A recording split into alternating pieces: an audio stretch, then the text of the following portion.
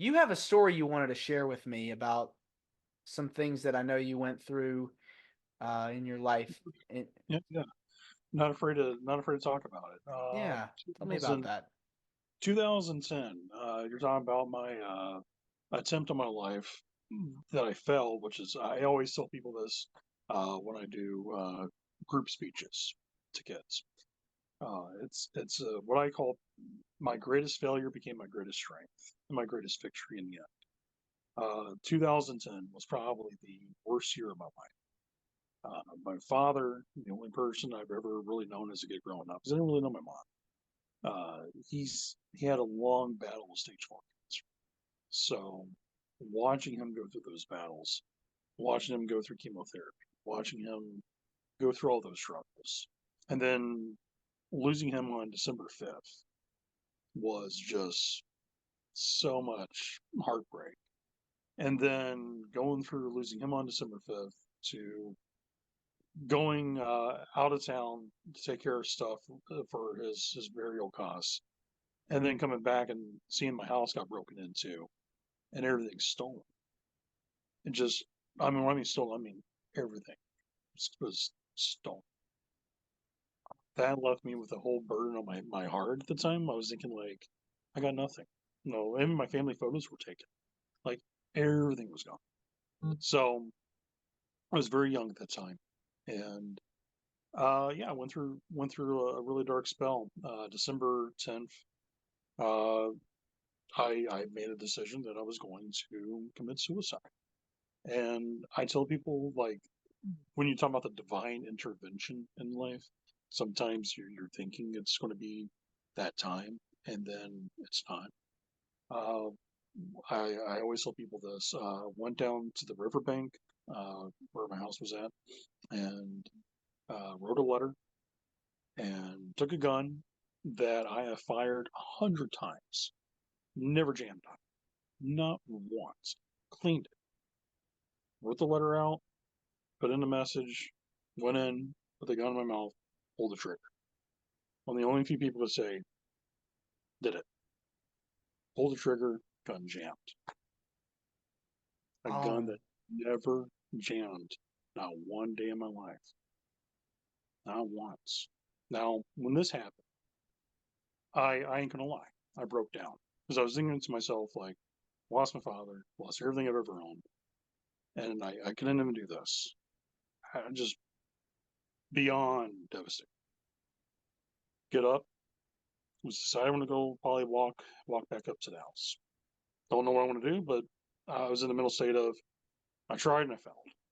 Well, while walking across, coworker of mine, it's my good friend Randy Nance, always once again power one person. This probably would be like my definition of this entire interview. How one person changes lives. Randy Nance was probably one of the coolest friends I've ever had in my life. Great coworker. Comes driving up, sees me walking across the road. Randy knows I never walk anywhere. I always drive. He stops his truck. He pulls and he reverses right back. He's like, "Get in the truck." I was like, "Okay." And I don't know why. I don't think he knows what was going on, and I didn't try to let on. He's like, "Get in the truck, man." And I was like, "Okay." I'm jumping in the truck with. He's like, "We're just gonna ride around this talk." It's okay. We're right around. We start talking. Randy was like, "You just lost your dad, didn't you?" I was like, "Yeah." Because at that time when we worked together, I took FMLA. As I full medical leave of absence, I had to take care of my dad. And I was like, "Yeah, I lost him 5 days ago."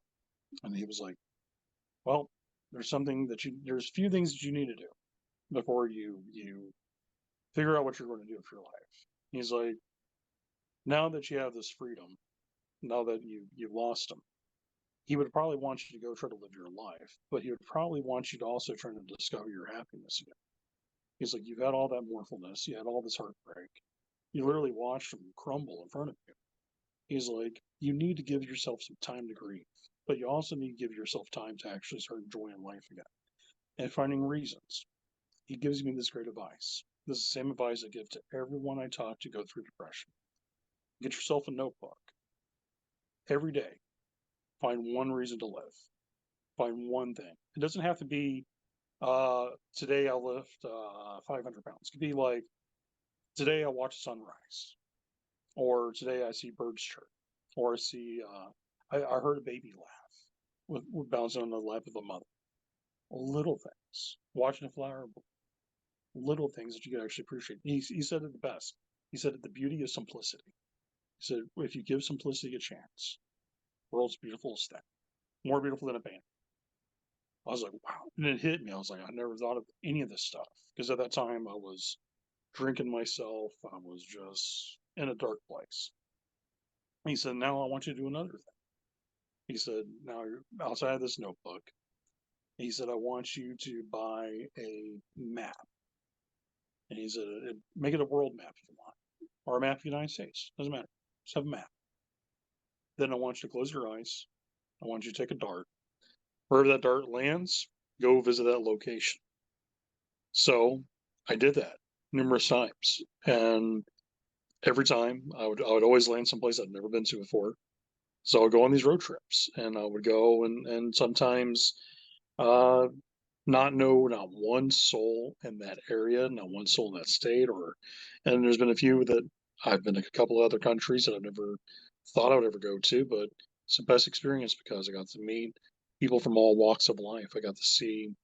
Um, I got to see the beauty of human kindness from many, but I also got to see what real suffering was as well too, which is eye opening because when you feel what you have suffered, fall like fails in such comparison when you see someone who's been through it 10 times worse, and yet that person is still standing.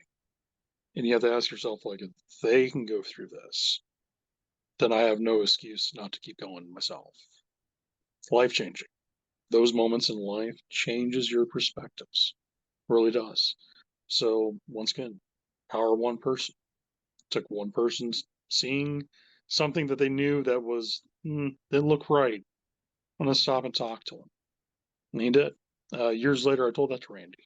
I was like, I don't know if you knew this or not. I was like, you saved my life. And he's like, I kind of figured. He kind of knew like something was up. He's like, kind of figured he was going through a dark place, but you need someone to reach out to and talk to. So in return, I've paid the favor over to numerous other people as well over the years.